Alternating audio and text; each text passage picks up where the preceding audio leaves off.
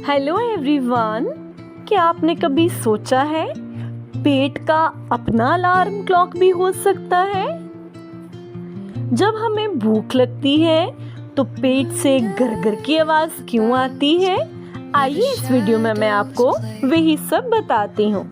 जब हमारा स्टमक खाली होता है तो मसल्स जो है वो मूव करती हैं फूड ढूंढने के लिए, पर खाना ना होने पर सिर्फ वहाँ पर एयर और डाइजेस्टिव जूसेस ही होते हैं और वो हिलते हैं। तभी तो पेट से जोर जोर से आवाजें आती हैं, यानी कि पेट का अपना अलार्म क्लॉक होता है। इस तरह की और वीडियोस देखने के लिए मेरे चैनल को लाइक एंड सब्सक्राइब कर दें।